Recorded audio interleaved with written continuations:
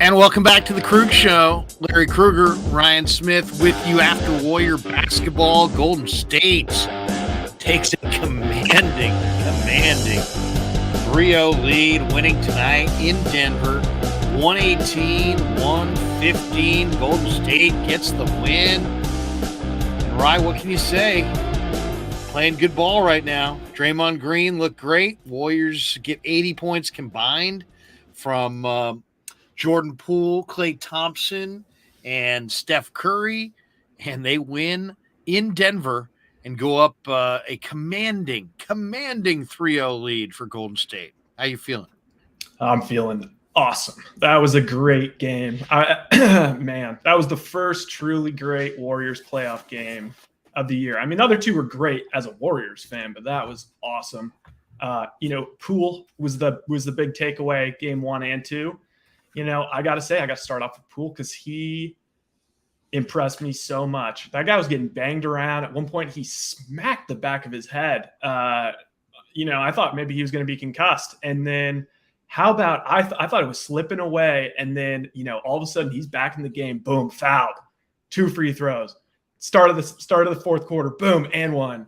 Just, hey, that was awesome. That was their biggest punch, and we survived it. Yeah, it was a good win for Golden State. You saw the stat there at the end. Teams that go up 3-0 basically never lose. 143-0 if with a 3-0 lead. Nobody comes back from a 3-0 from an 0-3 deficit. And we welcome in tonight's guest, Cyrus Saatsaz from the Locked On Warrior podcast joins the mix. Hey, Cy, what's going on, man? What'd you think? Warriors get a win. Denver played well, but Draymond Green with the key steal late. Man, the Warriors are playing really well right now. Oh, that's an understatement. I mean, they're the only undefeated team in the West. I mean, that's been the case for about 2 days now. The bookies are finally catching up to, what the reality of the situation is, which is that this is, again, it's my opinion saying this, but I think the evidence is starting to pile up here in my favor that this is far and away the best team in not just the West, but the NBA. It's going to get tougher. I mean, that's not the case. That's obviously the case. And, they still have to finish this series. I mean, that you mentioned that stat that you're right. I think it's like 143-0 is the record when a team has a 3-0 lead in a best of 7 in any round of the NBA. No teams ever come back. I don't think any teams ever come back in baseball either until the Red Sox did it.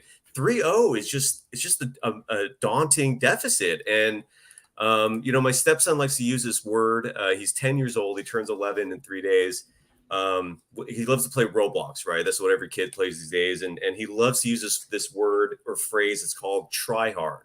And he applies that to any kid who is meant to lose. It clearly does not match who he's playing, right? Or who he is, but they refuse to give up, right? So he goes, these damn tryhards. They won't give up even though they know they're going to lose. And that's kind of like how the Nuggets were tonight. They're just a bunch of tryhards. Like they have no chance, but they're resisting. But the inevitable is almost here. And what a game, man. And Jokic had a monster performance. I mean, look at those numbers, 37 and 18 for Jokic. Aaron Gordon had a nice double-double, 18 and 12 for Gordon. But and when you look at this game, really interesting box score. I mean, Golden State was plus 21 at the three-point line. That's really where they won this thing. I thought Gary Payton played a big role in that second quarter. GP2 was really, really strong. Golden State missed 10 free throws. This game could have been a bigger blowout than it actually, the final was a 5-point game, 118-113, but Golden State missed 10 free throws on the night, and Denver had their way inside. I mean, Denver was plus 14 on the glass. They were plus 6 on points in the paint.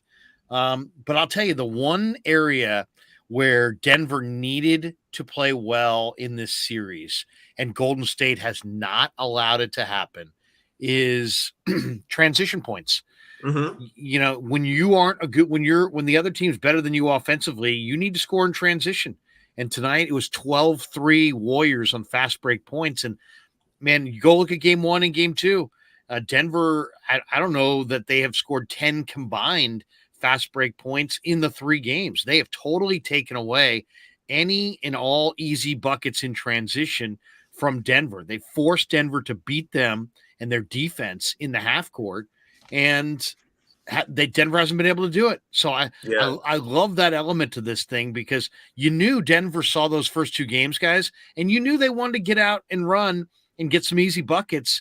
And it looked like at times they were trying to push the pace, but Golden State's defense in transition has been outstanding this entire series. Agreed. I mean, even with that huge lapse they had in February and March, where all their metrics just dipped, right, because of the injuries and so forth.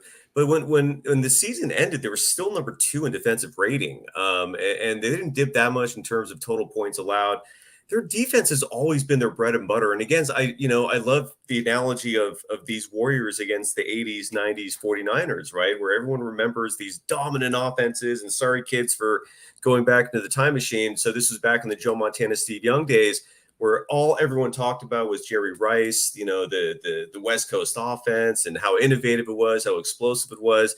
But the underrated and real aspect of that team was the defense. And somebody made the analogy, I can't remember who it was, of Draymond Green being the Ronnie Lott of the Niners, right? That's how he is with this Warriors team in terms of just being an incredible defensive anchor. I mean, I'm hearing people talk about him being the greatest defensive player in the history of the NBA. That is a bold statement.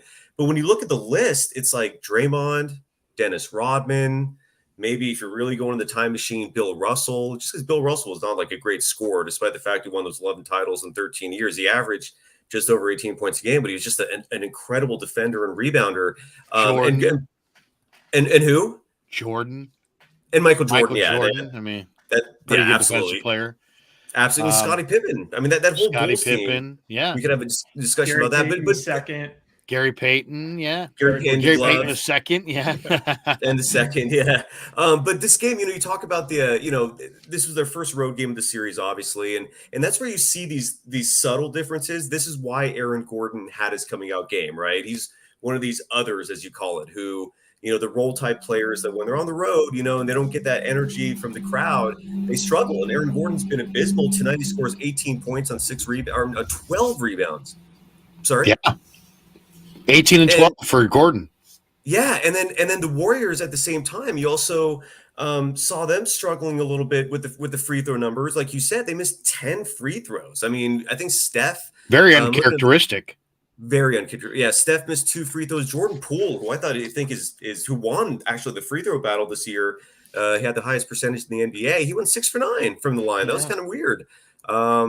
But hey, man, a win's a win. Well, I'll tell you the thing that jumped out too. I mean, let's go back to the fourth quarter, because it was a 5.5 minutes to play. It was Golden State 104, Denver 103. It was a close game down the stretch, and Golden State pulled away. There were 2 key sequences that I thought were in the fourth quarter. One, Wiggins had missed a corner 3.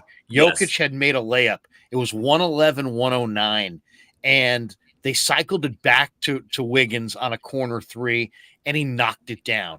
Now, he had just missed that same corner 3 the last time down. Then Jokic misses inside, and Golden State, I think Curry put up a deep 3. Wiggins grabbed the offensive rebound.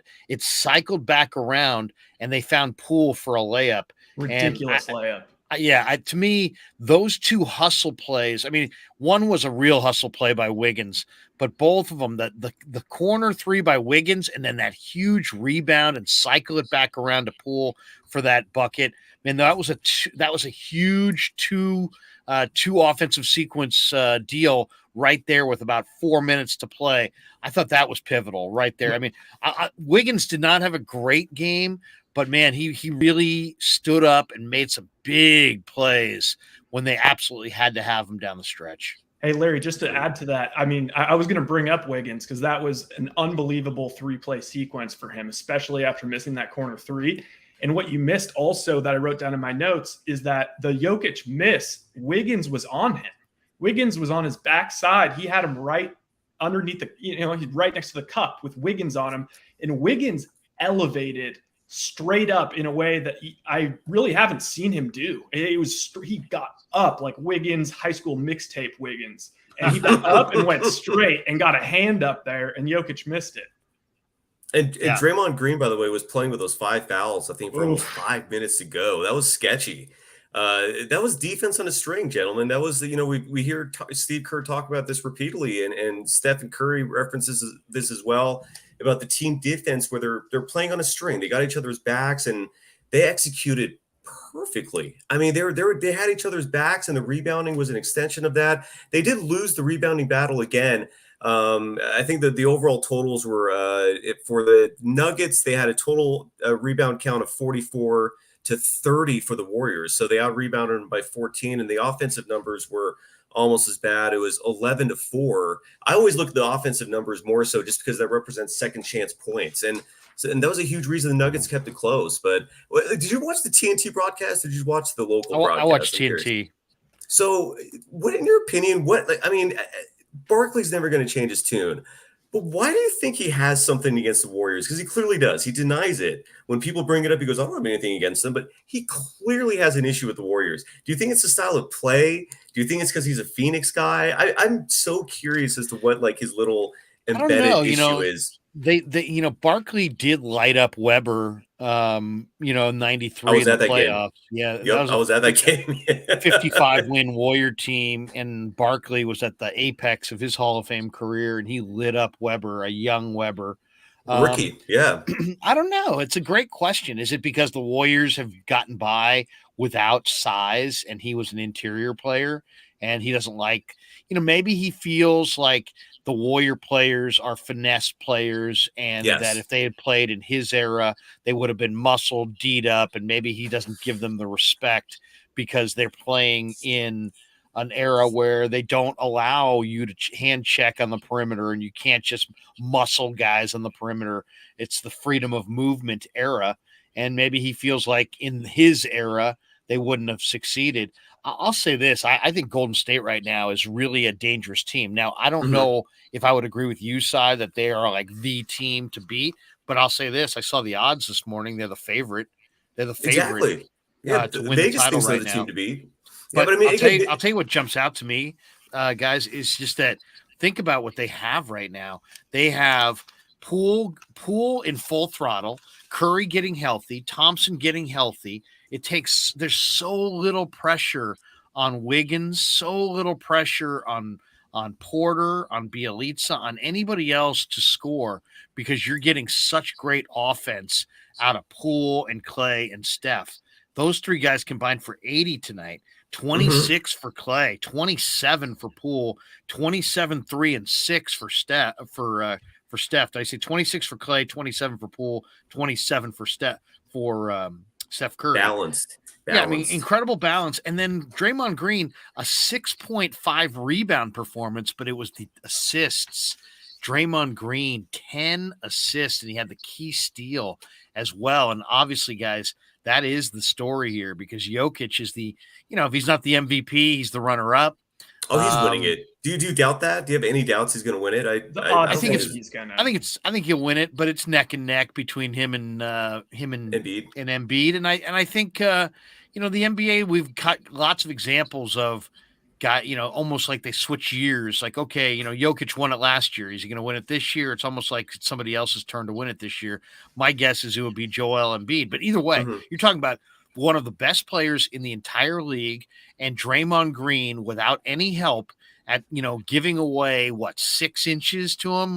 Jokic is 6'11", Green's about 6'5", 6'6", maybe. So he's given away a lot of size inside, and he is single-handedly. You can't say he's dominating Jokic when you look at Jokic's numbers tonight, but this is the one game Jokic went off. For the most part, he's kept Jokic totally in check. And I love how Golden State's playing Jokic or playing the Nuggets when Jokic has the ball. They're kind of daring him to become the total package offensively and making sure that he doesn't have a perimeter guys wide open. And then you mix in the fact that some of those perimeter guys that are wide open are not all that skilled from out there. And it's, it looks like Golden State's going to take them out in 4 straight. This was a 2-point spread. We talked about it before the game. I said I liked Golden State minus the 2, despite the fact I thought Denver would fire. And sure enough, Denver fired. Denver played all right.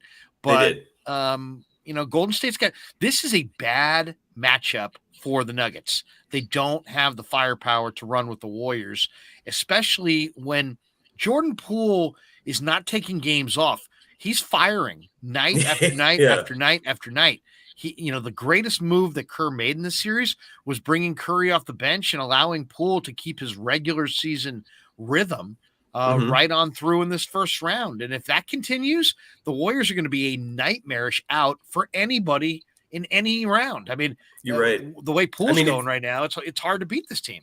Larry, if you think about it, this was easily the best center they're going to play, at least through the West, and they're handling him. I mean, he's obviously putting up his points tonight, but he didn't do great at all in Game 2. Not much better in Game 1.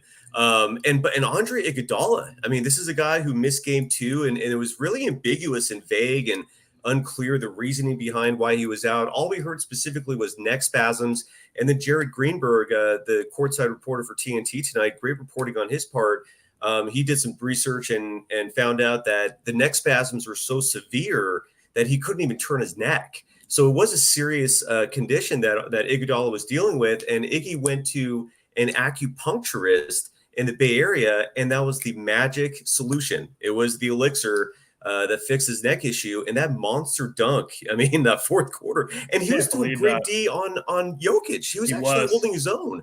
I mean, this is where Iggy's huge. I mean, with these small ball lineups, and Larry, I think you've been in the locker room as well, where we've seen these gentlemen with a lot less clothes on than on a basketball court. And the two specimens on the Warriors that always impresses me is Draymond Green. He is a beast of a human being. He's an Adonis.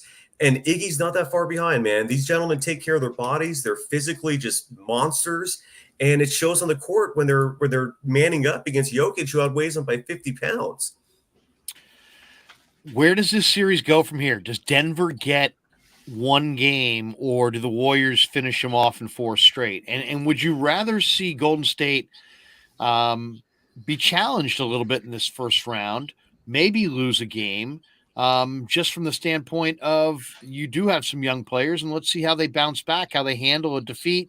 Or do you want them to whitewash Denver, get to that second round, be awaiting Memphis? It's Memphis or Dallas, right, for Golden State next round?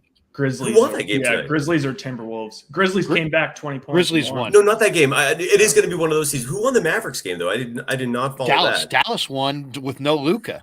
Yeah. Dallas is getting great performances in this series. Jalen Brunson at 31 again tonight. Spencer Dinwiddie had a big night as well. He filled up the stat sheet, and Dallas goes up 2-1. Donovan Mitchell at 32 in the loss. Could you imagine Phoenix? Like, they're thinking, oh my God, we got the easiest path. We got the Pelicans in the first round. That's an easy sweep. We're going to face either a Jazz team that has no chance or a Mavericks team that's limping. And now it's like you're tied 1-1. Your star player is out for a minimum of 2 weeks, and hammy strains are no joke. Like, you can't just rush those back. And so he's probably out closer to 3 weeks. Who knows what's going to happen in this Pelican series? I keep hearing multiple people saying, and I think there's truth to this, that Brandon Ingram is the best player now in the series, which is kind of crazy. But so it's amazing how just a game or two can change everything. It's incredible. Who are you guys surprised that Memphis came back against Minnesota? I mean, I liked Memphis at the beginning of that series, but man, after watching Anthony Edwards and Cat in Game 1, I'm thinking maybe the T-Wolves with a little bit of confidence and a little bit of momentum. Well, so much for that. Memphis has now beaten them 2 straight. And did you see Karl Anthony Towns tonight? I think he got held to 8 points. It was an ugly performance by Towns. Oh yeah, I just feel bad for Minnesota at this point. Like. They're like, hey, hold my beer, Vikings. Everyone's all how exciting. Like, that crowd was going crazy too. And I was like, wow, you know what? This is kind of cool, man. This is kind of cool. They're taking it to the Grizz. And no, I just don't think they God, Towns, man. I think they're really the most love him as a player, but Minnesota, you bring up a great point, Ryan. I think Minnesota has to be in the running for the most tortured fan base. of all the major cities. I mean, San Diego's kind of in there, but they don't even care about sports that much. I think Buffalo's in there. Atlanta's a pretty terrible Atlanta's sports in there, but they town. don't care that much about sports either. I think in Minnesota, like they really have passion for their teams. And like I guess the Twins were the last success story. What is that, like 88? And then you think back to like 92, right? 87 and 92. That's right. Twinkies. Kirby Puckett and crew. But and remember, like 99, you had Gary Anderson, who was perfect all year and did not miss a single kick. And all he has to do is make like a 39-yard field goal in the NFC Championship to win it against and go to the Dirty Super Bowl. Birds, right? Yeah. That was Dennis Green and Randy Moss and Culpepper, right? Yeah, exactly. Instead, it was Jamal Anderson and Chandler going to the bowl out of the NFC. Memphis, by the way, tonight, guys, in that game, they were down 26. Yeah. They had a 21-0 run to come back in the second half. And I'll tell you what's incredible about Memphis right now is they're taking a lot of pressure off of Ja because they're getting points from other people. Desmond Bain was the leader tonight. He had a huge game, 26 for Bain. How about this? Brandon Clark, I've always loved Brandon Clark. He's a crazy NBA athlete. His game is still evolving, but he had 20 tonight. So you get 20 out of Clark, 26 out of Bain. It's going to be tough to beat Memphis if those two guys combine for nearly 50. Yeah. It's going to be very tough. The Grizzlies came back from 2 20-point deficits in that game. It's remarkable. I mean, that was here's the way I see the Timberwolves this year, similarly to the way I think we saw the Grizzlies last year, where they got out of the play-in, they had some confidence. I could see some Anthony Edwards, John Morant similarities there. The Grizzlies last year won Game 1 against the Jazz in that next round, as I think the 7 or 8 seed. I think they were the 8 seed. That's right. The Jazz were the number 1 seed last year. And so, but I see a lot of similarities there. And I don't think that this is the Timberwolves year. And Karl Anthony Towns he's got to increase that mental toughness, man. I mean, he's like, he has to be their leading scorer. And what is he putting up? Like 10, 15? I don't know what he's doing. Yeah, they're a mess. They have no chance this series. I think they're done. What do you guys think as far as the next round? I mean, so it's Memphis and Minnesota with the right to play Golden State on that side of the bracket. Who do you? I mean, it looks like it's going to be Memphis. I think that if you had asked me at the beginning, what's the toughest route for Golden State? It's the route they got. I thought Denver would be a challenge. It hasn't been the case. I thought Memphis in round 2 would be a huge challenge. That's still to be determined. And then you got Phoenix sitting there in the conference finals, and what looks like a waltz to the conference finals for them. We'll see. Now they've got an injury. Now we didn't even mention this, but Devin Booker is out 2 to 3 weeks. He's got a hamstring strain, so that puts a drag on the Suns a little bit. That's not something he can just, also when he gets back, he's not going to be just playing 35 minutes because it's too big of a risk, but he's going to pull it again. You heard me talking about this like 5 minutes ago, right? Yeah, like the hamstrings. That's not something you could just rush back from. Yeah, they're in a lot of trouble. They really are. And here's my prediction, based on my observation skills and for whatever that's worth. And in this case, I don't have much data to back it up, but I'm going to do my research once the series is official. The Memphis Grizzlies they're a good team. There's undoubtedly a good team. They finished 3 games out of the Warriors in the standings this year. But you can see a difference in class between the Warriors and the Grizzlies. Like you watch the Grizzlies play the Timberwolves, and they're making a lot of mistakes. They're missing a lot of shots they should make. They're making a lot of turnovers that are just flat out sloppy. Ja looks lost out there at times. You have to play flawlessly to beat the Warriors. Like that, I don't think there's any argument there. Like if you're gonna beat the Warriors, you have to play your best ball. And you can't make mistakes because they'll eat you up with that transition offense, right? I know you're hyping up the defense, rightfully so, but their transition offense, their fast break offense is probably the best in the league and one of the best we've ever seen in the NBA. So my guess is like the type of game we saw tonight between the Warriors and Nuggets, where it was grinded out, it was a battle. Jokic was beating them up inside. I think we'll see a lot more of that in a Grizzlies series. But I still say the Warriors in 6. And I hate jumping ahead to talk about the Grizzlies this soon, but that's my pick. And I really think they're the better team. It's just they're going to be tougher. I mean, the Nuggets are, they're a one pony show. They got Jokic and Aaron Gordon at home. Like that's just not enough, But I don't see the Grizzlies being like this championship level team. Do you, Larry and Ryan? Like, do you see the Grizzlies as like a championship type team? I mean, they're good, but I don't see them being at that. I think they're really good, and I think they're really good inside. And I think it's a terrific team with a superstar guy on the point and Ja, and some phenomenal role players. And I think one of the NBA's better coaches. In fact, I'd give Jenkins the coach of the year. So I think I really like Memphis, and I love the way they played this regular season. They were very professional for a team with a lot of young players. Man, they brought it night after night after night. So I'm a big Memphis fan, but it's interesting, Si. I think you might be right. I think in some ways Memphis is a year ahead of schedule. So I think that's, they're a little bit of arrived before their time. So we'll see if they fire in this next round against Golden State. To me, that's going to be interesting to watch exactly how Memphis looks as the stakes get raised a little bit, and the best teams are left standing. So it's hard to say exactly what Memphis is going to look like. I really was impressed by Minnesota in the first game of the series, but man, Memphis has answered. So maybe that makes them all the tougher the next round. Let me ask you guys about two injuries. How concerned are you? What's your level of concern with the Poole elbow and Green's injury as well? What was Green's injury? Is it a ankle? It's an ankle. That's right. He rolled the ankle. And he looked like he was in pain. What do you think the status of those two? I mean, Green finished, right? So couldn't have been too bad. Poole is so fast. I mean, it's hard to say, but what do you think? Rye, what do you think? I'm not. I was very worried about the Jordan Poole injury, but no. I mean, the way he finished out that game, I'm not worried at all. And then as far as the Draymond thing goes, again, I don't think it could be the kind of thing where it swells up after the game, and maybe he has to skip practice, maybe he has reduced minutes in game 4. But he looked good. He played really well. He got the big steal at the end. I will say, though, he looked a little bit uneasy on his feet. Those last 5 minutes, there was 3 times in a row where, they were swinging it around, and it got to when they were in the double bonus, and it got to Jokic at the top of the key, and Jokic just did that big wind up. Right. I don't think anybody really thought he was going to shoot that 3.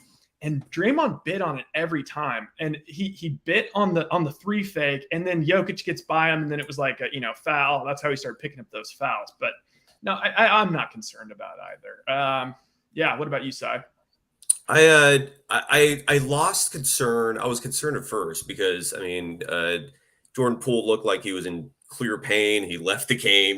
When they leave a game, that alone should raise eyebrows.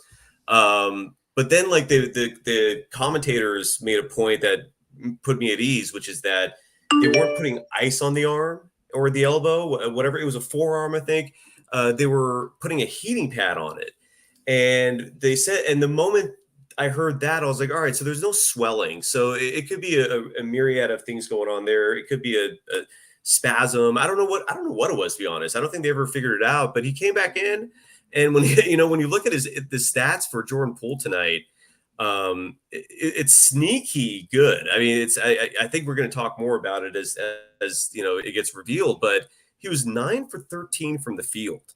I mean, that's a staggering shooting night. He was 3 for 5 from 3. So he not only shot 60% from 3. But his overall field goal percentage was upwards of 75%. I mean, I don't have my percentages exactly for 9 out of 13, but someone can do the math for me there. And then Klay Thompson himself, 6 for 13 from 3. So he was just a shade below 50%, 10 for 18 from the field. Steph had the worst night of the 3, going 9 from 17 from the field, just 3 of 9 from 3. Point is, incredible shooting night, especially from Poole and to a lesser extent Thompson. And then Draymond Green, I've seen him roll so many ankles and have it never phase him, which is why I'm not concerned about that. And it's also why that back injury earlier this year, I think, was really eye-opening and concerning because, again, he's such a tough Iron Man type athlete where he always bounces back. I mean, he didn't leave the game because of that ankle injury tonight. So I'm not worried about either one, in all honesty. I don't think they're going to certainly sit out game 4. But I should caution Dub Nation and Warriors fans in general. Like, I would not just expect a sweep. I mean, teams down 3-0, they either go 1-2-3 Cancun, but I feel like more and more you're seeing these try-hard types who just refuse to give up. And it wouldn't surprise me if the Nuggets took game 4 and then the Warriors had to close it in 5. But I'm not worried about those two guys. I think they're okay. You know, it really is interesting. You mentioned Poole and the efficiency, Rye. When I first saw him and he first came into the league, I thought this guy is never going to be anything more than a volume shooter because he just seemed like such a gunner and he seems so low percentage.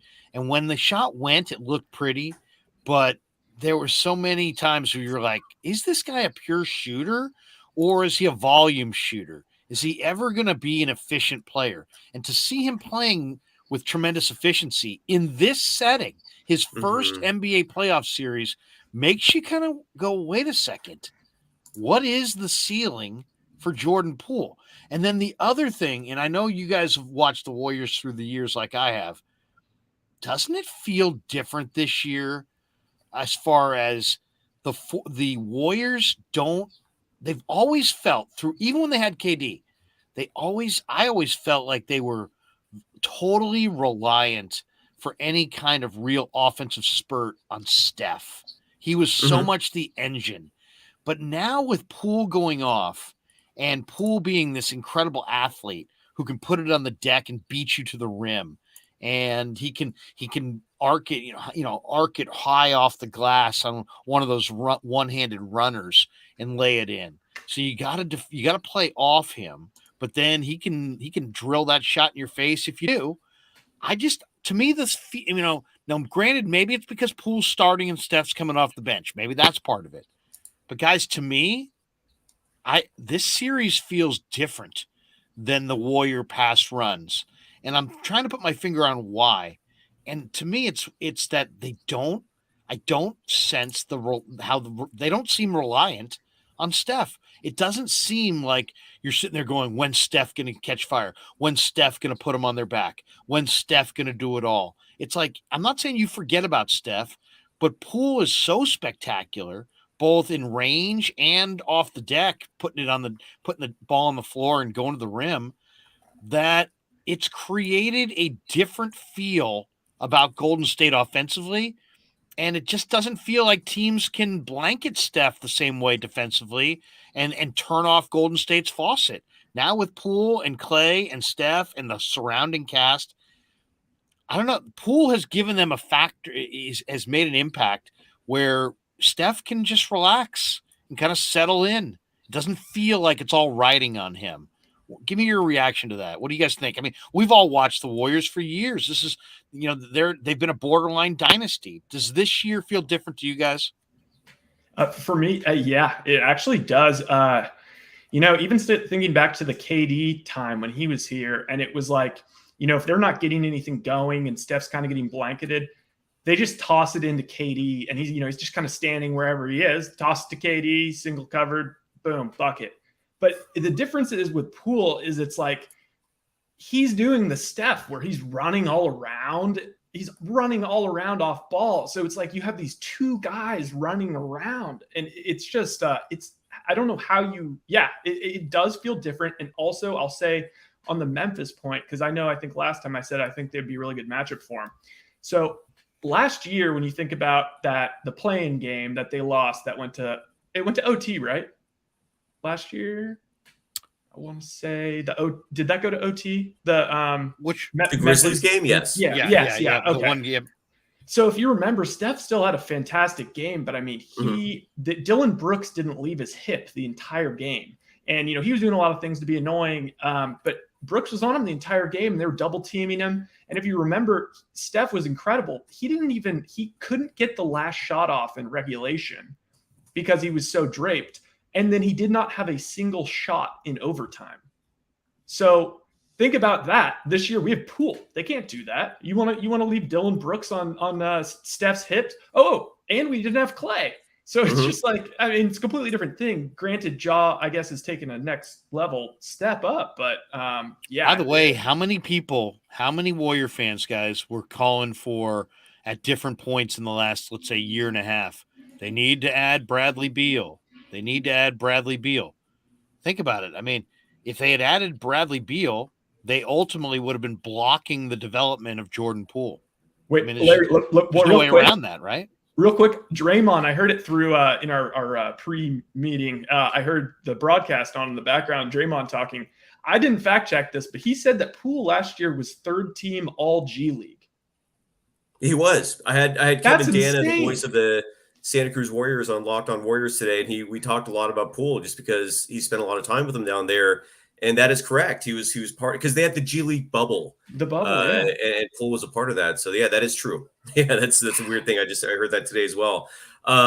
Here's a lot of people compare this Warriors team to the 2015 version, right? It's a scrappy bunch. You don't really have they didn't have a Kevin Durant type then, and neither do they have neither now. I think this version is better, simply because you not only have Steph, but you have Clay, who looks just like his old self. I think offensively, he might be the best he's ever been. And the defense is damn close behind. The recovery he's made is truly remarkable. Jordan Poole looks more and more like the real deal.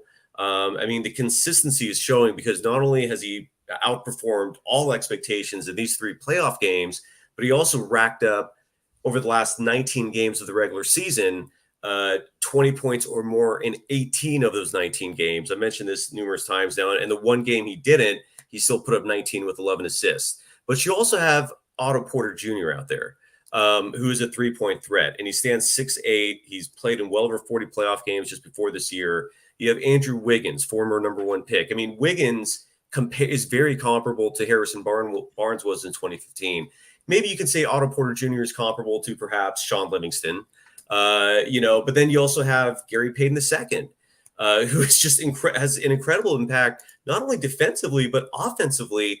He's not the greatest shooter, but he's a fantastic post-up player. For someone who's 6'3", he gets a lot of easy buckets for the team, especially when they need it. I mean, he's consistent when he's close to the rim, and it's easier said than done to make those. In 14 minutes tonight, he scored 11 points. I thought he was huge, Cy, when huge, because Denver started playing, 5-on-4, not guarding Gary Payton. Golden State recognized this, and Gary Payton knocked down a couple threes, and he went into the break with 11 points. I don't think he scored in the second half, but Gary Payton in that second quarter played a huge role, and I love the fact that people think of him as a defensive player, but if you're going to leave him wide freaking open, they're going to cycle it around to him, and he's not going to shrink in the moment. And no, think about the impact of that player when those shots are dropping. When Gary's three's dropping, he's valuable. Well, tonight for his quarter 3, he's figured that out. That's a sweet spot. And tonight he was 3 for 3 from 3. He had 3 of them. And so when you look at this team offensively, you're absolutely right. When you look at the team a year ago, Stephen Curry was playing with Michael Mulder, with Kent Bazemore. Wiseman played over half the season, and it took him until the very end to start figuring things out, and then he got hurt. Wiggins was kind of like okay, but not great. Draymond is even, I feel like, more aggressive offensively this year. He's remembering again, oh yeah, I actually know how to penetrate and score layups. It's remarkable. So I actually think this version of the Warriors is much better. Bielitsa's 12 minutes tonight, by the way, were fantastic. He was making tremendous plays, drawing fouls.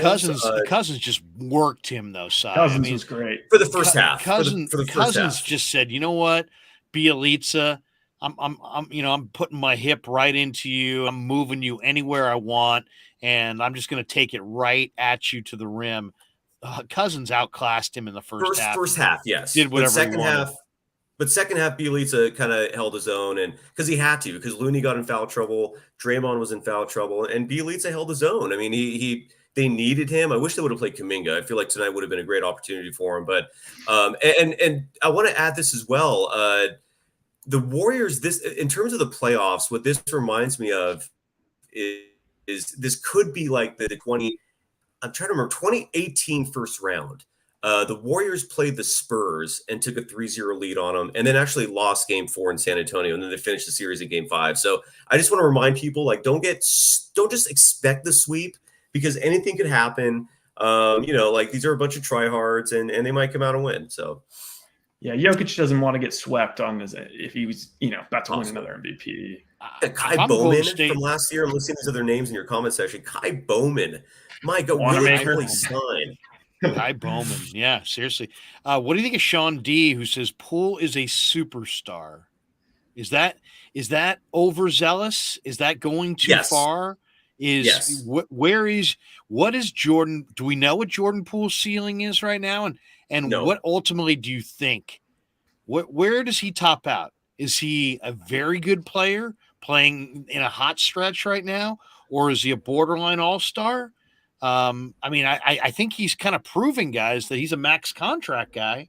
He's making a great run at the max contract money. Yes, he is. Where do you think he tops out? And is he better? We'll start with you, Rye. Is he better as a 1 or a 2? Because he's truly a combo player.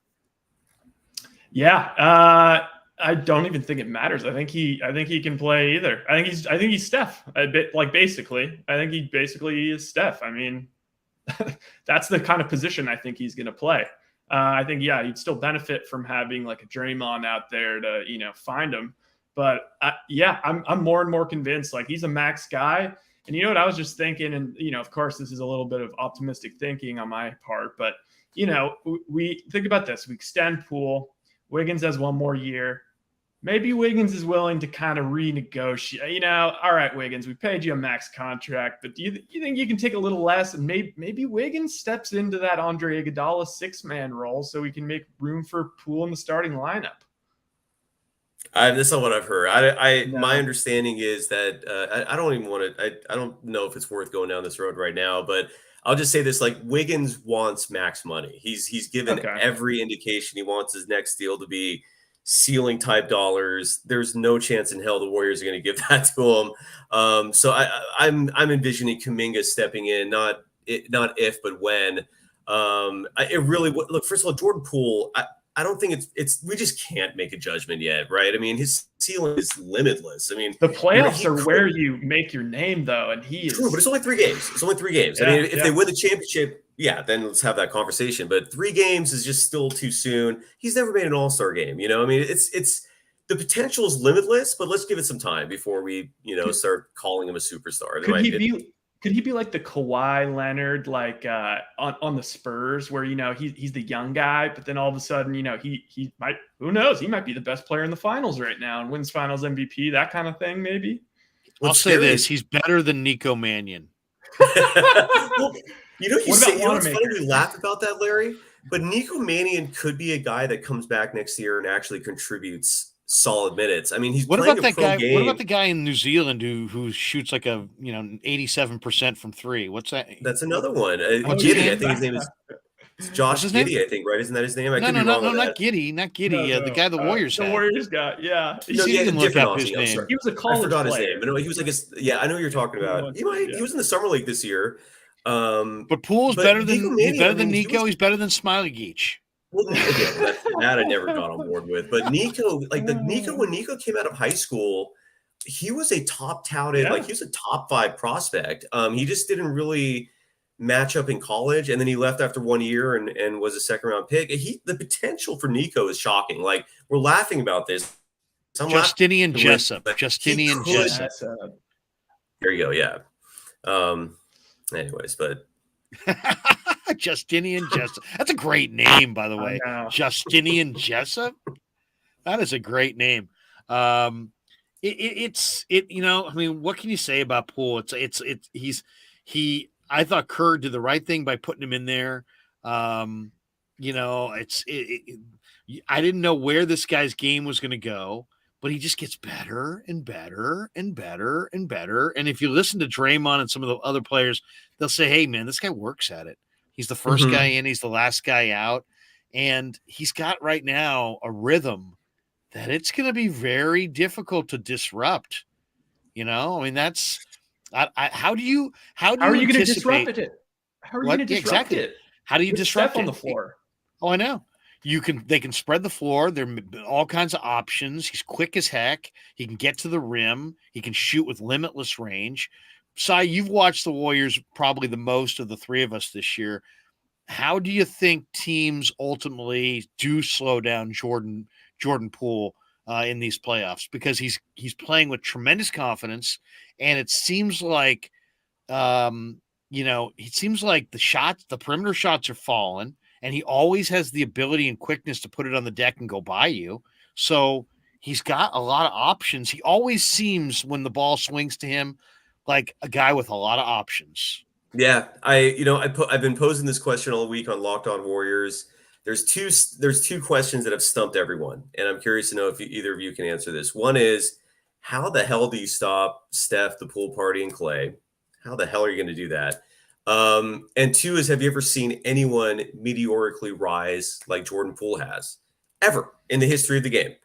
And I've asked Hall of Famers, I've asked numerous former players, I've asked media types, and everyone's just like, that's how special Jordan Poole is right now. It's early. 3 games is just not a big enough sample size, but I mean, the sample size is growing. And at a certain point, we're going to have to accept that this is who he is. Think about next year, by the way. So that's a great question. I'm stumped. I would say Anthony Edwards. I would say Anthony Edwards, kind of. He's a number one pick. But he's number one pick. Like, he's a number one pick who was expected. I mean, Jordan Poole's in the G League. Talking about second rounders. I mean, Monte. Yeah, Monte Ellis was good. Yeah, I don't like that. Yeah. Gilbert Arenas. Like if all of a sudden Wiseman is like working his way back next year, and then come about playoff times is basically Embiid light, I guess that's pretty much like the equivalent. Well, that was the other question I was going to ask you guys. Did you guys see Wiseman pictured with Pau Gasol? Yeah. Is Pau Gasol coaching up Wiseman right now through this coach that coached Jokic, who's now on the staff, whose job it is to develop Wiseman? Is Gasol working with the Warriors in any capacity to help develop Wiseman, or were they just hanging out? I thought maybe you'd know. I didn't read any reports. I assumed yes, though. Unless Gasol just. Did you see anything on that side? I saw that picture. You did, and I'm glad you brought that. There's so much going on with the Warriors that just kind of slid in there, and it's just kind of it was fading away from my memory really fast until you brought that up. I'm going to hopefully have Tim Roy on Locked On Warriors tomorrow, and I feel like if anyone's going to know what's going on there, it's him. He travels with the team. He talks to them extensively. So I'll check back with you after next post game and see if he says anything. I'll ask around because that was curious. And you're right. And this is on social media. I think both of our Twitter accounts retweeted that photo that has Pau Gasol. I don't know who the third individual was. There were 3 people at that table. The guy looked like Dame Lillard, but I don't think it was him. And then James Wiseman. It is curious. I'm curious about that. I will try to find out. Mark Tan says in terms of hype, terms of hype, he says maybe Jeremy Lin. The Lin sanity. Hell no. No. That's ridiculous. What? Jeremy, in terms of hype, Jeremy Lin was that's still, if you ask a New York sports fan, like they're like, that's like one of our 10 greatest moments. Jeremy Lin had an incredible run with the Knicks. I mean, that was an incredible run. Now, he's not the player that Jordan Poole is. What's your definition of incredible? I mean, did they even make the playoffs? I mean, game winner. He was he was the leading story on SportsCenter for like 3 weeks. Oh, I'm sorry. I didn't realize that's what makes things incredible here. I sincerely apologize. We're playing the narrative game. Jeremy Lin, was a G League guy for the Warriors who became the talk of the NBA for a good month. He was. Maybe That's more. True, Larry. I apologize. I'm not, You're right. I wouldn't. First of all, I'm not comparing Jeremy Lin to Jordan Poole. You were saying, has there ever been anybody who came out of nowhere and went sky high? And Mark Tan says, in terms of hype, maybe Jeremy Lin. This level. And I kind of agree with that. I think that nobody went from nothing to something. What does hype mean? Let's talk about actual substance here. Let's talk about actual results on the court. And by that, I mean wins, like leading your team to playoff postseason success. I mean, Jordan Poole carried this Warriors team the last month of the season without Stephen Curry. I mean, the numbers don't hide themselves. When Steph is out, this Warriors team sucks. And they finished the season on a 5-game winning streak. Poole's stats were incredible. They're now up 3-0 and we just read these numbers he had tonight, 3 for 5 from beyond the arc. His field goal percentage tonight was 75%. It's astronomical. Jeremy Lin didn't do anything like this? I mean, Jeremy Lin was I don't know. I mean, hype is one thing. Actual performance on a court and results are another. He was on the cover of Sports Illustrated, and it's Jeremy Lin. I'm reading a little bit of the Wikipedia, and it's like he had the most like points in like the first 5 games of an NBA career ever. What do you think of this one? Jackson J says, Game 4, give Kuminga, Moody, JTA some minutes, sit Dre, Steph, Poole, more minutes of rest. More minutes. I like that idea. Why not use this 4th game? Nobody in the history of the NBA has ever come back from a 0-3 deficit. Denver's not going to be the first. So what do you think about Game 4, giving Kuminga and Moody and some of your bench guys some run just in case you may want to use them at some point going forward? Or do you not like to screw around because it is a playoff game? And you keep your foot on the – I mean, that's the question. Keep your foot on the gas, business as usual, don't change a damn thing. Or, you know what? Give Kuminga, Moody, JTA, and some of these young guys some minutes because you might need them at some point, and this will give him an opportunity to shake off the rust and maybe any nerves that might come along with playing in the playoffs. I could see it both ways. What do you guys think? I think maybe, Kerr comes into the game with a little, that in the back of his mind. But I say you kind of play it straight up. Don't play the guys crazy minutes in the first half. But I mean, if we can just, throw the knockout punch the way we did in 1 and 2 and, get up 15, that's when I'd be really cool with starting to put those guys in. Because, I mean, the biggest thing right now is don't get injured. No injuries. Like, let's not play as many. Even if they kind of rest in Game 4, but then have to play a Game 5, like let's just try and get these guys rested, and What do you think, Si? What do you think? Do you like the idea of giving the young guys some minutes, or do you say, you know what, it's the playoffs, step on the gas? The only time I'm giving them minutes is if it's the 4th quarter, and I'll throw them out there in garbage time to finish out a sweep. How do you view Moody and Kuminga and JTA in their minutes? Well, JTA is look, he's at this stage of the season. JTA and Damian Lee are your cheerleaders, and rightfully so. They're great chemistry guys, and they contributed what they had to do. But Kuminga, I thought he could have played tonight. I mean, I thought there was a role for him when Draymond and Looney got into foul trouble. I wouldn't have minded his energy, his physicality. Look, they're not doing anything wrong right now. They're up 3-0 in this series. If it ain't broke, don't fix it. I always subscribe to that philosophy. And honestly, if they close the series out Sunday, they could have, I believe, a week off up to close to 10 days, depending on how or if Minnesota pushes this thing. So I don't think you give veterans a day off when you could just close this thing out and get like a minimum of a week. So on one hand, I think Kuminga and Moody are good enough where if you play them in substantial minutes, they're not going to hurt you. But on the other hand, at this point in Kerr, we trust, man. I mean, they're up 3-0.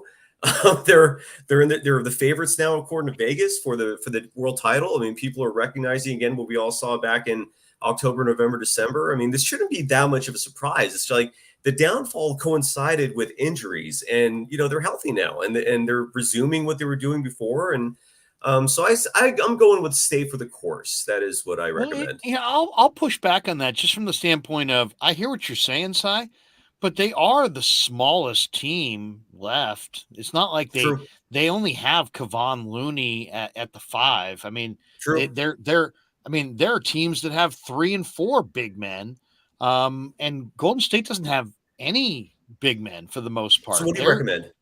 What's that? So what do you recommend? No, I'm not saying. I'm just saying that I could see the people that would say, you know what, and if Denver and Jokic are not a mismatch, then you got to kind of wonder who is going to be a mismatch. Yeah, exactly. Right? Maybe Ayton.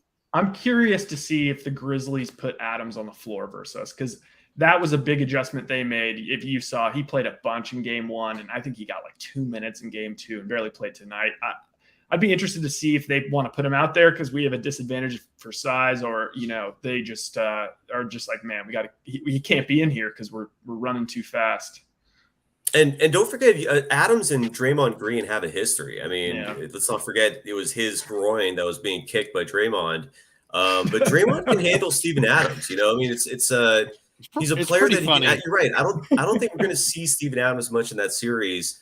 The Warriors are proving you're right. On one hand, it's the wear and tear is a bit of a concern, but on the other hand, the Warriors are showing the small ball lineup offensively is just too fast. Like they're running other teams out of the building. Jokic gave everything he had tonight. He was like it was breathing hard, laboring. You can always tell if a player's getting tired by resting his hands on his knees, and he was starting to do that by the end. This Warriors team, it's small, you're right, but the way they're running people out of the building, it's just this formula is it. I mean, dude, this is Nelly ball just with the right talent. It's crazy how Don Nelson was so far ahead of his time, man. He saw this, but he just never had the personnel to pull it off. And these Warriors are doing it. So it is incredible to watch. And I'll say this too. The one thing that could screw everything up is an injury. Yes. So maybe that is the ticket for Golden State. Just at, Itchy 95 says, I agree. Don't allow the series to go longer than you have to. Go for the throat. Sweep the leg, Johnny. Sweep the leg. You got a problem with that, Lawrence? You got a problem with that, Lawrence? Sweep the leg. Gentlemen, I got to bounce if that's okay. Oh, no problem, Si. We got a lot of these to go, man. The Warriors you got a final thought on this one? We've already given us a lot of thoughts, but give me a quick thought on the fourth and final. I'll finish it up with this since people are going to already start talking about the Grizzlies. They were 19-2 this year without Ja Moran. If you want a hot take, I'll give you a hot take. I think Ja Morant's overrated. I think people hype this kid up a lot, to a large degree, rightfully so, given how athletic he is, given all the flashy stuff he does. But in terms of production on the court, he's a great player, but people are talking about him being like the next all-time great, like carrying the torch from LeBron or something. That's pretty ridiculous. I've not seen nearly enough to believe that. And when the team he's supposed to be leading is 19-2 without, that is a staggeringly successful record without your quote-unquote megastar. I say play him. He hurts that team defensively, and they don't move the ball as well offensively when he's on the court. So I really like, the more I'm watching the Grizzlies Timberwolves, the more I'm feeling comfortable and confident with the Warriors in terms of how they match up with them. And so I'm feeling great, man. I'll leave you with that. Who would you rather build around between Anthony Edwards and Ja Morant? You taking Edwards? Yes. I always take size. I'm taking Ja. Yeah, John. They're really close in size, right? Ja's 6'3", 6'2", 6'3". Isn't Edwards like 6'4.5"? 6'5". Yeah, he's a 6'5", but he's a lot stronger. He's big. He's strong. Like, you got with the way the game's going, he could be like your power forward in crunch time minutes. I love Edwards too. I love Edwards. And here's the other thing too is Ja Morant reminds me a lot of Derrick Rose. And I saw this profile piece a week ago, which really fascinated me. And the whole segment was about how players land after they do these huge dunks, right? It's like an aspect of the game that has not been analyzed all that much. And they were really analyzing the way Zion Williamson was landing after all these recent dunks he's doing, like these 360s, and he's trying to show that his foot's better. But every time he lands on that same foot that he hurt. And he, like, the way he reacts when he lands shows it's not healed. Like, he's not 100%. And they started showing clips of Ja Morant when he does all these high-flying acts, and when he lands, he is so susceptible, like Derrick Rose was, to injury, that I don't think he has the longevity aspect that Anthony Edwards gives you as well. So no, I'm totally taking Anthony Edwards over Ja. I know I sound like a hater here a little bit. I think Ja's going to be. He's a great player. Why do you got to be a hater? Why do you got to be a hater? This last one before we let you out of here. Sean D says, if the Wolves win and the Suns win, wait a second. How come they're? If the Wolves win and the Suns, he's wrong. He's wrong. Yeah, it's a fixed bracket. It's a fixed bracket. The NFL thing confuses it. It's not the lowest. Phoenix doesn't get the lowest seed. No, correct. They get the bracket. All right, Si, you're the man. I love you guys, man. I'll see you Sunday. Have a good night. great Cyrus Saatsaz in the house. Check him out. Locked On Warrior podcast. We just dropped him from the studio. Well, this is an interesting one too from Itchy 95. He says Dylan Brooks is the one Memphis player that worries me. Brooks is really good. To me, Memphis has got more than one concern because I think Desmond Bane. Yeah, Desmond Bane, Brandon Clark is an athlete. I mean, Jaren Jackson. I mean, there's a number of guys in that team. Plus, they're just a hard nosed team. But I agree, Dylan Brooks is a hell of a player. I mean, it seems like he's played well against the Warriors. He played really well against the Warriors in the elimination game a year ago. So that was I hate. How about Grayson Allen hitting those threes at the end of that game, man? Oh. Yeah, that was tough to watch. Hey, Lair, I've got a question for you. So a lot was made. Well, no, not a lot was made. Kind of an under the radar thing was them bringing on Kenny Atkinson as an assistant coach in 2021. I think he's really impressed a lot of people after, when he was at Brooklyn, he basically built the culture that allowed Katie and Kyrie to kind of think it's okay to go there. And he developed the heck out of D'Angelo Russell and all those, and, Jared Allen, all those guys. And it looks like he's had a big, that's the thing is everyone says he's so good with player development. And it looks like he's had a massive impact on Poole. He's had a massive impact on GP2. I'm a little worried about this guy leaving, man. Well, you should be. You should be because I think Sacramento is going to poach him. Yeah, they should. The thing about the Warriors this year, they made a genius observation. They understood that they had an older core and that they had a young group of players. So what did they do? They got a staff full of developmental coaches, and guess what they're doing? The game starts at 7:00 or 7:30. At 5:00, they're on the floor developing their young players. And, I think they did an incredible job.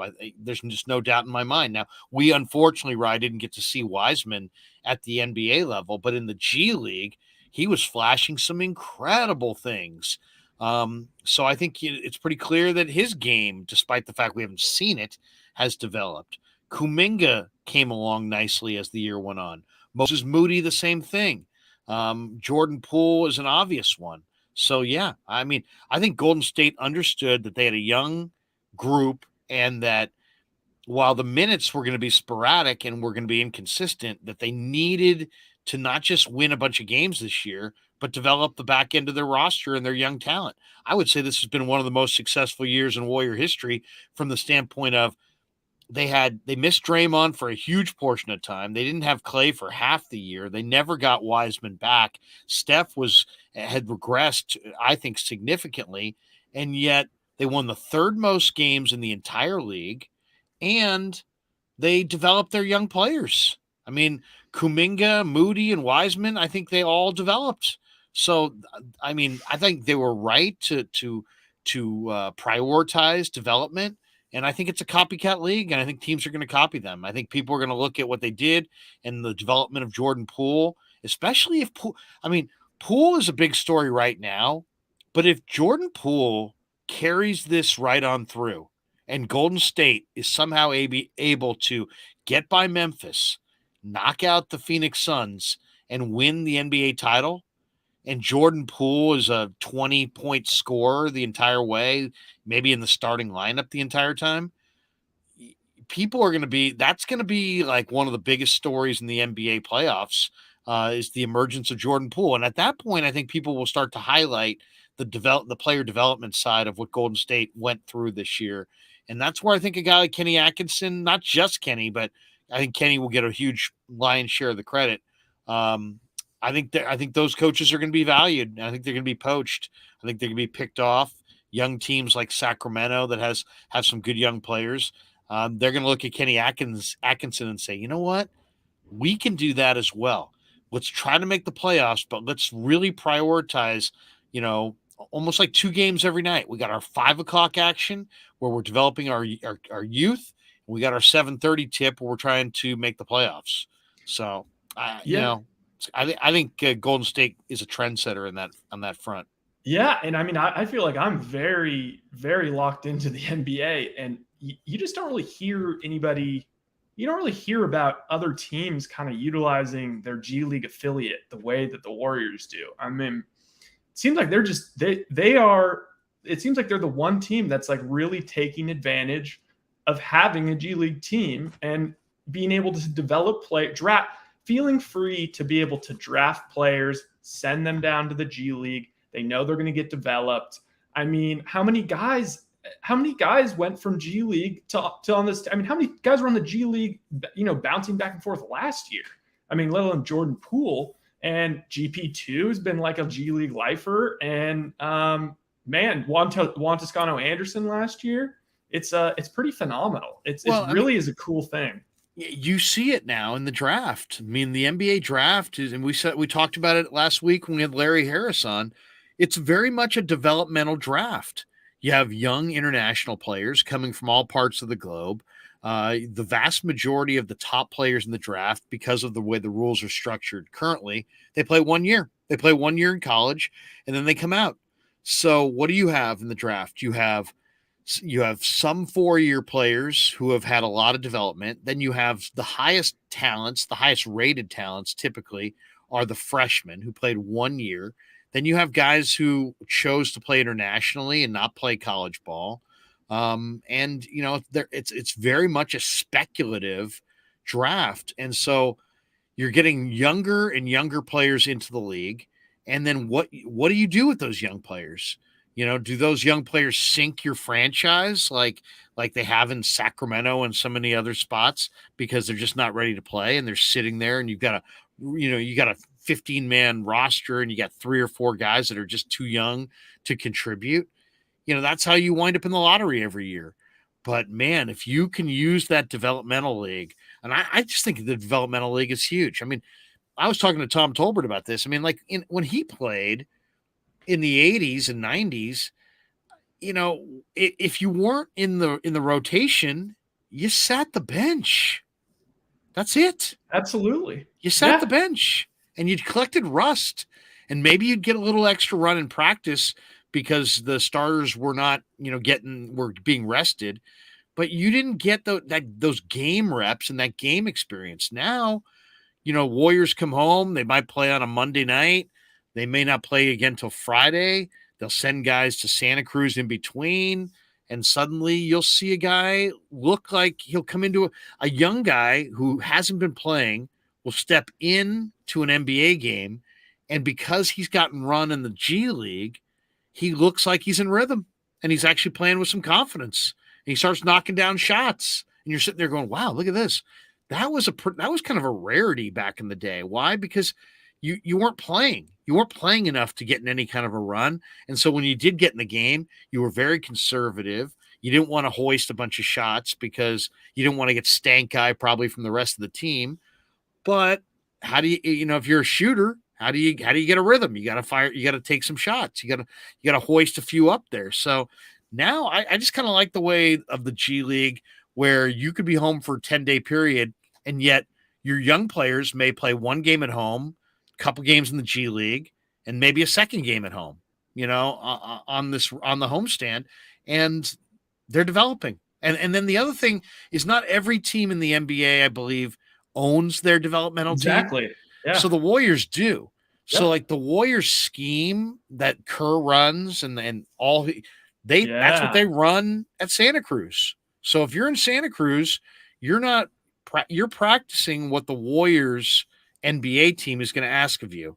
And that's why you look at some of these guys like Weatherspoon and some of these young guys who have come out of the G League, and they'll step into a Warrior game.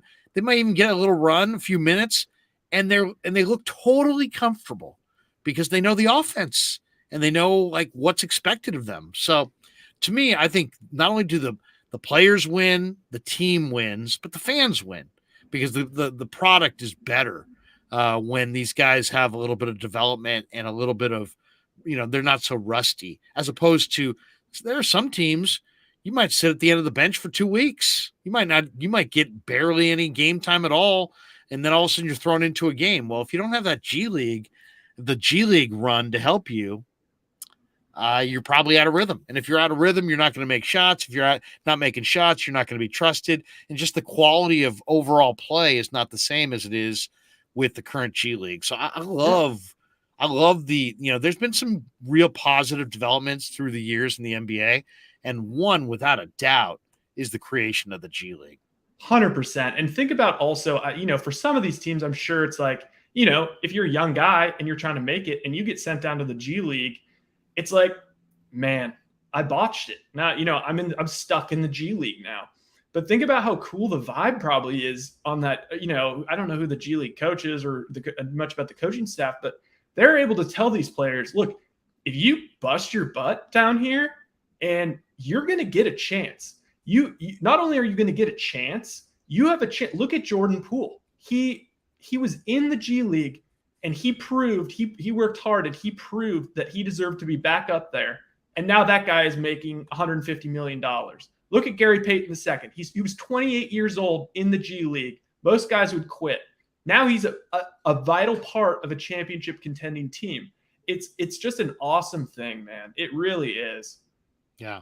In our last few minutes on the show, we've gone an hour and 10 minutes. We'll go a few more minutes. And if people want to get in on the chat, feel free. We'll read some of the chatter. A couple things I wanted to throw your way on this Thursday night, Rye. One, did you see, first of all, the A's, by the way, beat the Orioles 6-4 today. The crowd was 2,703 people. Did you see the pictures from A's O's at all? Sean Murphy went deep and drove in 3. He was the offensive hero. But did you see the crowd? Did you see how small the crowd was? So I don't know if I should be saying this, but it's a podcast, whatever. But one of my buddies is actually he's an assistant in the front office for the A's. I'll just leave it at that. And he is texting in every day, just like, oh my God, he's sending pictures of the crowd. And, we were talking about, we're always like, all right, when are they trading blank? When are they trading blank? And he's like, oh, it's coming up. It's coming up. They're about to get rid of them. It's a sad thing, probably trade Frankie. I mean, they're in a weird spot right now. But, man, if you ever wondered if fans are paying attention and if they're voting or weighing in, the A's fans right now are basically collectively flipping the bird to John Fisher. They're not mad at Billy Beane. They're not mad at David Forst. They believe in those guys. Heck, they're not even mad at Mark Kotsay. I think they believe in Kotsay. They believe in the baseball side of things, but they do not want to stomach any more of this. We're on our way to Vegas. We can't compete. We're going to sell off. We're building for the future. I mean, the A's have been doing this move for a long time, and still people had been going. But it's amazing how this year was the tilting point. They got rid of Olsen, they got rid of Chapman, they got rid of Minaya, they got rid of Bassett, they didn't bring back Marte, didn't do a whole lot in the offseason, but except for flirt with Las Vegas. And now here they are. It's April the 21st. You got all of the rest of April, all of May, all of June, all of July, all of August, all of September. I mean, you got 5 months of empty stadiums consistently, and it's the A's fan saying to the A's ownership, you're a freaking joke, and we're not playing this game anymore. And we know you want out, and, we're not going to support this any longer. And I just think it's really interesting because I know there's a lot of A's fans that would love to go to the game, and they're not going to these games, and it's they're individually voting against the ownership of John Fisher. And it's too bad because I've talked to Joe Lacob before. Joe Lacob would love, he told me this to my face. He said, Krueg, I'd love to buy the team. I would love to buy the Oakland A's and find a way to get a stadium built in the East Bay and, usher in a whole new era of A's baseball. Light years. And yeah, Joey Light years was wants to buy the A's. They're not for sale. Sad, isn't it sad? No, it is. And you know what's funny? I actually put I put a sizable bet on the Giants over wins, of course, but I also put a little nice one on the A's, and just for the heck of it, I put a little bit of money on them to win the division because it was like, their team's nothing, but I'm kind of rooting for this major league scenario. Like you were saying, the movie Major League. Like I kind of want them to just go on a run. Like I think it would be kind of hilarious, and I think that this whole ownership thing would really get kind of pushed to the national spotlight where it burns real hot. Maybe the A's ought to hire Bob Uecker to be the announcer. I mean, seriously, get him out of Milwaukee. The only guys going to A's games are like college kids back from break that want to go drink a bunch of beers and pay $5 to get into a stadium. The other, of course, story today, Giants lost to the Mets. They wound up losing 3 out of 4 in New York. First series loss of the year for the G-Men. They're back at it tomorrow against the Nationals. And I'm not sure who's going to start for the Giants. Corbin is going for the Nats. But Steven Duggar with the oblique on the DL, and it looks like Dan Cochemilio, who was with us earlier today, and Danny had basically said, hey, I think they're going to bring up Luis Gonzalez. And sure enough, Alex Pavlovich is tweeting out, hearing the Giants' plan is to have Luis Gonzalez and the right-hand pitcher Jacob Junis with the Giants in D.C. tomorrow. Steven Duggar going on the injured list, but a 40-man roster spot will be needed for Gonzalez. So they'll probably have to make another transaction tomorrow. But Luis Gonzalez, he was a familiar name, but it's not the same Luis Gonzalez. It's a younger player. Will be joining the Giants. But it's amazing. The Giants are playing pretty well, doing, swinging, great pitching, good defense. They've been just enough hitting. But I was looking at some of these averages. Darren Ruff, 152. Crawford, 205. Duggar's on the injured list now. He's hitting 194. Flores, 225. DeBon, 188. Casale, 133. I mean, if you're a Giants fan, you got to be feeling great. I mean, you got 6 or 7 bats right there, and no Longoria, no Lamont Wade, no Tommy LaStella, and then let's see, 7 guys hitting under 220. In addition, it's pretty amazing that the Giants have gotten off to the start that they've gotten off to, considering, how they're not swinging the bat. They're just really being carried by Brandon Belt and Jock Peterson to a lesser degree. Only guys hitting over 300 are Ramos and Luke Williams. And that's just because they have 4 or 5 ABs. Yeah. So that was interesting. The other one today, and then the Giants made a trade. They traded, they DFA'd Jalen Davis, who just, Farhan makes a lot of moves. Some work, some don't. The old saying, some do, some don't, some will, some won't. Jalen Davis, that's it. They DFA'd Jalen Davis. It looks like they may trade him. But they traded today for Corey Abbott, a 26-year-old reliever from the Cubbies, who's got a pretty nasty slider and throws, low to mid-90s. So remember that name as Farhan unearths more and more gems. Corey Abbott, a 26-year-old right-hander, has been sent to AAA Sacramento, but I would imagine you'll see him shortly. But the other story of the day, and how could we not talk about this?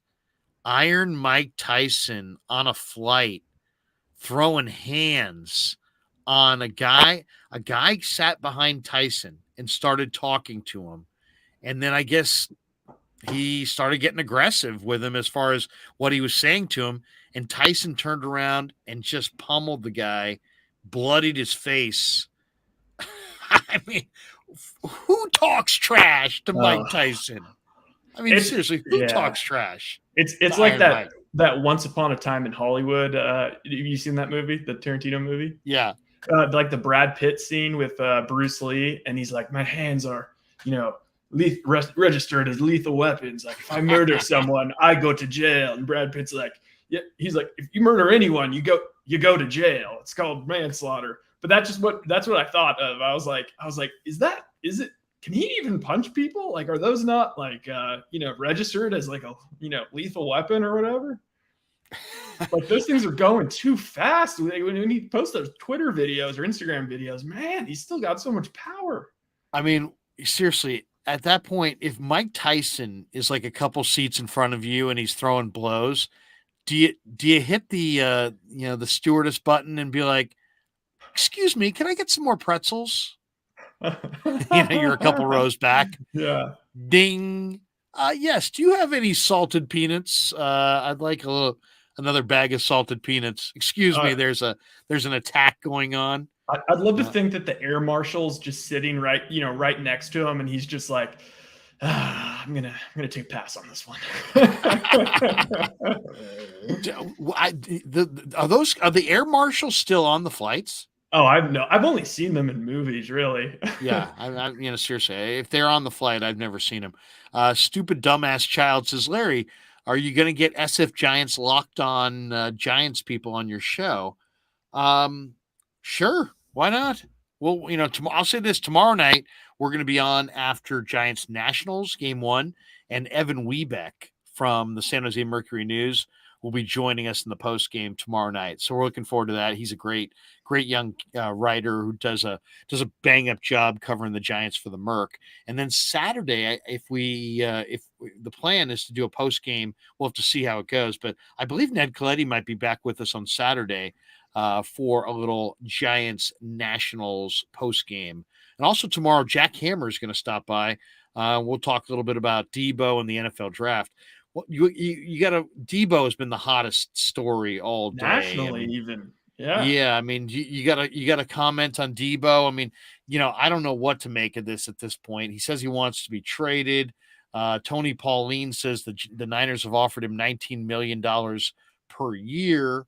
There was a report earlier today, I think, from Ian Rappaport that he's not unhappy with Shanahan and he's not unhappy with money, but that he just wants to, play closer to his family, where his family lives. But then he refuted that, didn't he?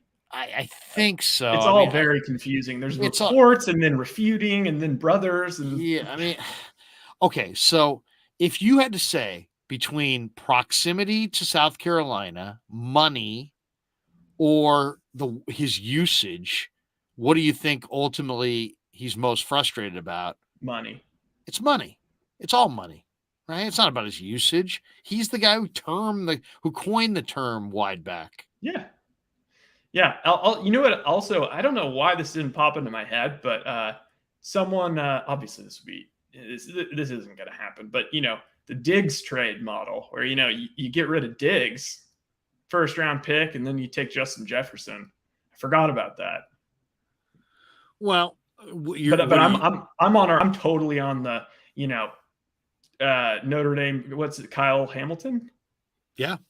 Take Kyle Hamilton. We need a safety or I mean, even, if you had the 10th pick in the draft. Yeah. And then maybe a second. And then that's when you go for Christian Watson or, To me,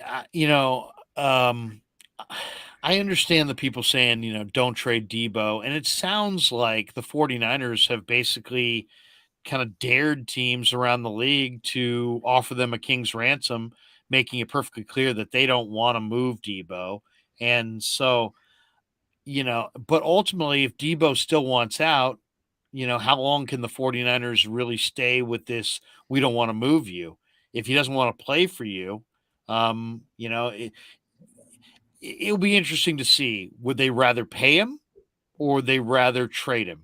We know that if they trade him, they want a great, haul coming back.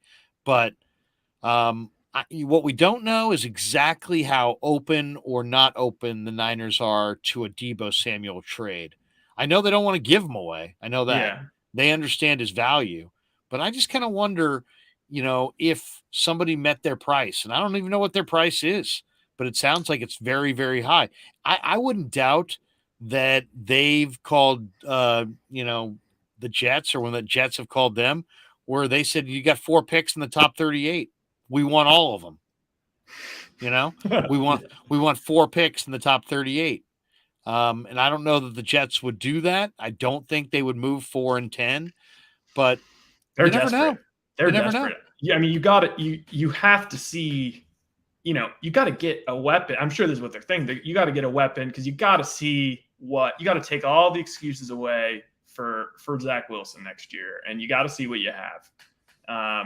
And I think if it's, I mean, it reminds me a little bit of, obviously Debo's a much greater player, but it reminds me a little bit of when they had Darnold and they didn't have anybody, and then they were the team to sign Le'Veon Bell to that big contract. And, because the whole idea is, get Darnold some weapons. But yeah, I think Debo makes sense there. I think he's New York box office.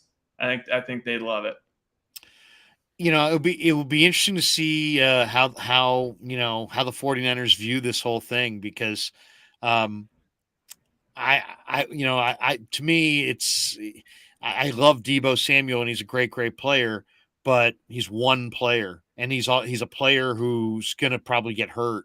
And it's like, it might be better to just take those picks and get down the road. But man, I bet you the Niners fear that, because a lot of the casual fans, are just like, they don't know that they don't appreciate the nuances of the draft or roster building. All they know is that Debo's a star and you're trading him. Larry, what do you think Kyle Shanahan's mindset is? Because I'm thinking, obviously all these coaches and play callers, they all have an ego, a little bit of an ego. I'm not saying Kyle's an egomaniac, but I think he's very confident in his offense. And if I'm putting if I'm thinking like Kyle Shanahan, I bet he feels like, I kind of made Debo. Not that Debo's not a great player, but I don't think Debo would be this in somebody else's offense. I think he probably thinks he can kind of recreate it with somebody else. That's a great question. I don't know. I mean, I know that they're really close. Yeah. And I know that Shanahan has just ultimate respect for Debo. I think, how could you not? I think he described him a couple times to me this year as a warrior. He's a warrior out there. So there's a belief in Debo, and I think Shanahan has seen enough swings and misses in the draft where he knows it's not like three draft picks and suddenly you're going to get 3-star players. You might get no star players. Dante Pettis. And you have a star player. You have a star player in Debo Samuel and a team leader. It's interesting. I heard Michael Irvin say, and I agree with him, it's really tough. There are certain players that set the tone for your football team. And Ronnie Lott was that guy for years and years. Charles Haley was that guy for years and years. Debo Samuel is that guy. He is that guy. George Kittle is that guy. Yeah. These guys set the tone for the 49ers. And, Michael Irvin's point was, you get rid of Debo Samuel, you're getting rid of a tone setter, and that you will not be as good of a football team without him. Okay, that's one way to look at it. I look at it like, the Debo has enough value that he's probably worth 3 or 4 picks. And if you feel good about guys in the draft, don't be afraid. Don't be afraid to turn the page, because, what's a worse situation? You trade Debo and he has another, his greatness goes somewhere else. How many years of greatness are you talking about? Maybe 2, maybe 3. I don't think any more than 3 years of greatness are coming, just based on the style of runner that he is and kind of the way things look. I would say he's got 2 or 3 years left in him where, if you did get the right series of 3 players, let's say you got 3 picks for him, you could help your cap, fortify your depth, potentially make yourself that much better of a football team. So, I guess I don't fear the draft like some people are like, oh God, it's just a wild crapshoot and you never know. I don't agree with that. I think if you handicap it well, you got a reasonable expectation of what you're getting, but it's about picking winners. It's about identifying false favorites and figuring out, who's a keeper and who's replaceable. It's going to be a very, very tough deal though for them to figure, to make a call on this, because fans are invested. Sorry. I've got a follow-up question on that. So like you were saying with I totally agree with that point that Michael Irvin made. And as much as, Niners fans may hate to admit it, Jimmy also was kind of that guy. Jimmy was a leader in the locker room, and he The guy was tough. Everybody in that locker room, I haven't heard anything but support for him. And you know how close he is with like Kittle and them. Does getting rid of Debo, I mean, we all are, we're going to get rid of Jimmy. Does getting rid of Jimmy and Debo, does that make the guys feel some kind of way in the locker room? I think they understand that it's a business. I think the Garoppolo thing they understand. As far as Debo, he's a baller and he's a leader. He's tough. He's a tone-setting guy. So I agree with Michael Irvin. I think you miss those guys. And if you don't have a tone setter, that's you notice it. So I kind of agree with him. I mean, there's a level of physicality. I mean, who led them out onto the field every game? It was Debo and Trent Williams, and who had Debo gives them confidence. He gives them a swagger that they typically don't have without him. So personally, I think Debo is going to be a tough guy to go without. Let's thank our sponsors here. If you're an orthopedic surgeon, we want to thank our sponsor, telemetrics.co. If you're an orthopedic surgeon, an occupational therapist, a chiropractor, or a physical therapist, Telemetrics is designed for you to use in your practice and will greatly benefit your patients. Telemetrics uses computer vision and artificial intelligence and provides a platform for outpatient rehab therapy services, both in clinical and telehealth environments. So using Telemetrics can improve your patient's experience and much more. So for all your sports injury needs and your physical rehabilitation specialists, be sure that you go to Telemetrics.co. And thanks to Casey Bateman and the people at Telemetrics for being sponsors of the Krueg Show. And thanks to Dan Cochimilio as well, securemoney.com. Danny is a retirement planning specialist, and he's a good friend. Give him a call today, 925-628-9966. These are tough times for a lot of people, troubled times around the globe. And with this much uncertainty and all that's going on in the world, you want to make sure that your money is secure for your retirement.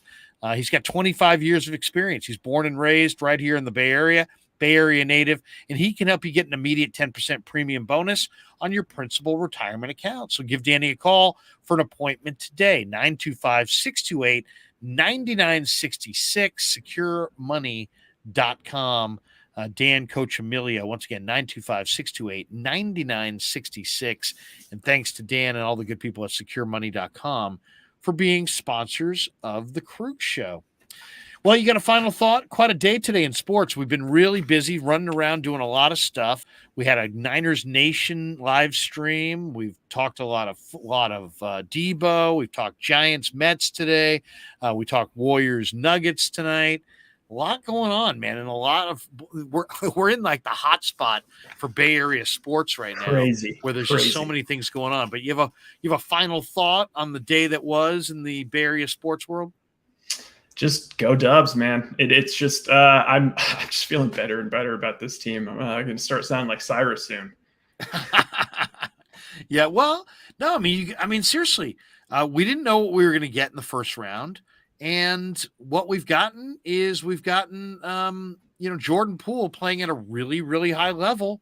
And when the Warriors, they have a different feeling right now. It really felt like in the past, like Steph had a big X on his chest and he was kind of a marked man. But with Poole being so spectacular, and I don't want to say Steph gets lost, but Steph, it feels like he doesn't wear the weight of the defensive assignment. Like you better have the opposition better have a game plan to slow down Jordan Poole, or Jordan Poole's going to roast you. And sure enough, we've seen that 3 games in, he's been, 30, 29, 27, something like that. It's pretty damn good for Jordan Poole. Yeah. I honestly, one last thought, this guy might seriously prolong Steph's career. Yeah, absolutely. Be sure to hit the like and subscribe button, and be extra sure to hit that notification bell so you can catch all the upcoming Krueg shows. I'm loving you guys, loving the channel, and having a ton of fun. Thanks for supporting my channel. If you really want to support the channel, feel free to to shop our sponsors, Dan Coach Emilio, retirement planning specialist, and the good people at telmetrics.co. Thanks to Lenny, thanks to Ryan, thanks to the sponsors, thanks to all of you. We're back with you tomorrow. Jack Hammer will be with us in the afternoon. We'll do a Niner podcast. Then we'll do a little post game on the Giants tomorrow night. Ryan, good stuff, man. Have a great night. We'll talk to you. All right. Yeah, never met a man I've been scared of. Careful, you gon' get exactly what you asked for. Here for whatever you bring me, getting handled. I answer to no one, I don't need to hassle. Yeah.